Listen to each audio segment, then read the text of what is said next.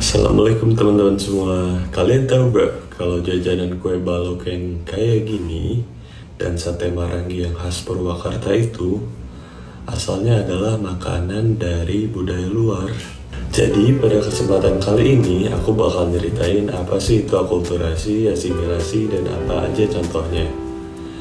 Nah, akulturasi dan asimilasi, memang banyak orang yang bingung, apa sih bedanya? Kita mulai bahas dari definisi akulturasi dulu yuk. Nah, jadi menurut Dias dan Greiner dalam Nugroho dan Suryaning Tias pada tahun 2010, akulturasi dapat dideskripsikan sebagai suatu tingkat di mana seorang individu mengadopsi nilai, kepercayaan, budaya, dan praktek-praktek tertentu dalam budaya baru. Nah, jadi mudahnya, akulturasi itu adalah proses di mana seorang atau kelompok masyarakat menerima budaya lain lalu mengadaptasikannya ke dalam budaya mereka sendiri, sehingga terciptalah budaya baru tanpa harus menghilangkan budaya asal mereka. Nah, hal ini tuh bisa terjadi karena banyak hal loh teman-teman. Misalnya nih, adanya perubahan alam, terjadinya peperangan atau bertambah dan berkurangnya penduduk, lalu adanya inovasi baru atau penemuan baru, itu secara tidak langsung mendorong kesadaran masyarakat tersebut akan kekurangan unsur dalam kehidupannya, dan masih banyak faktor lainnya. Nah, contohnya kayak gimana sih? Yang pasti kalian tahu, ada wayang yang mana akulturasi dari budaya Jawa dengan India, di mana penokohan karakter wayang berasal dari Jawa dan cerita wayang diambil dari kitab Ramayana dan Mahabharata. Lalu contoh lainnya ada Candi Borobudur, akulturasi dari budaya masyarakat Magelang dan agama Buddha. Lalu ada seni kaligrafi, akulturasi dari budaya Indonesia dan tulisan Arab. Terus selanjutnya mari kita bahas asimilasi. Nah, kalau menurut Surjono Sukanto dalam Sosiologi Suatu Pengantar tahun 1990, singkatnya menyebut proses asimilasi ditandai dengan pengembangan sikap-sikap yang sama walau terkadang bersifat emosional demi kepentingan bersama. Nah, gampangnya lagi, definisi dari asimilasi ini adalah sebuah proses di mana dua atau lebih kebudayaan yang bersatu sehingga menciptakan budaya yang baru. Nah, tunggu. Setelah dengerin definisi dari akulturasi dan asimilasi, pasti kalian bingung kan apa bedanya? Bedanya akulturasi itu menciptakan budaya baru tanpa menghilangkan budaya yang sebelumnya. Sedangkan asimilasi mencampurkan dua kebudayaan yang baru sehingga menghilangkan kebudayaan yang sudah ada.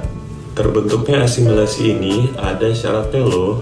Nah, menurut Roni Rodin dalam buku Informasi dalam Konteks Sosial Budaya tahun 2020, syarat terbentuknya asimilasi adalah pertama, ada kelompok dengan kebudayaan berbeda.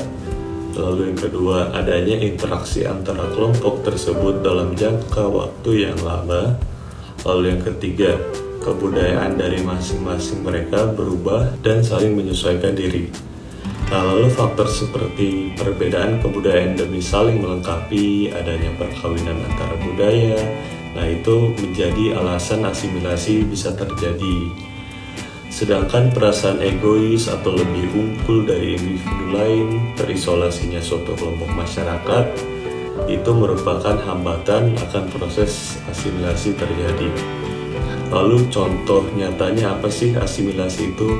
Yang pertama itu ada penggunaan baju koko yang awalnya digunakan pria warga Cina, namun sekarang digunakan oleh pria beragam Muslim di Indonesia sebagai pakaian untuk ibadah. Lalu ada masuknya musik dangdut dari pengaruh musik Melayu dan India. Dan yang terakhir adalah penggunaan bahasa Inggris sebagai bahasa gaul kita dan kita gunakan sehari-hari. Terus kalian tahu gak sih kalau misalnya ada loh akulturasi dan asimilasi budaya dalam bentuk makanan. Contohnya ini adalah kue balok, di mana semenjak pemerintahan Hindia Belanda banyak usaha makanan yang lahir pada era ini.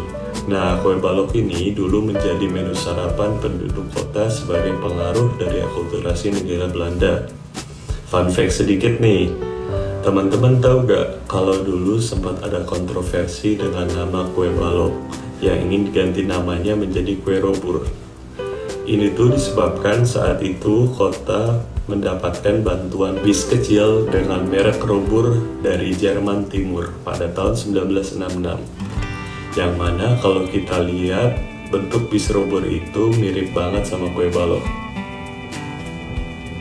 Sampai sekarang kue balok masih hadir sebagai jajanan warga kota Bandung. Nah, tadi itu merupakan contoh nyata dari budaya, khususnya makanan yang merupakan hasil dari terciptanya akulturasi. Sekarang habis bahas yang makanan pembuka, kayaknya enak nih kita move on ke menu berikutnya, yaitu makanan main course-nya, yaitu sate marangi. Seperti yang aku udah bilang tadi di awal, sate marangi itu merupakan hasil dari asimilasi loh teman-teman.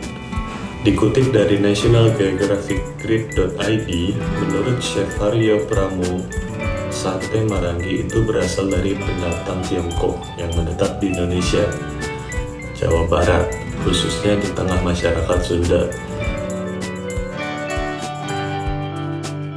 Nah, awalnya sate marangi ini terbuat dari daging babi loh teman-teman. Asimilasi yang terjadi, ajaran Islam masuk sehingga diubahlah sate marangi dari yang tadinya menggunakan daging babi diganti menggunakan daging sapi.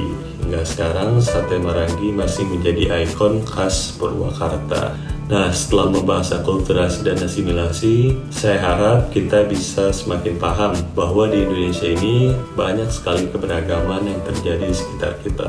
Bukan dalam hal makanan saja, namun dari segi arsitektur, dari bahasa, dan lain-lain. Nah, lumayan seru kan materi yang aku bawain kali ini. Sampai jumpa lagi. Dadah.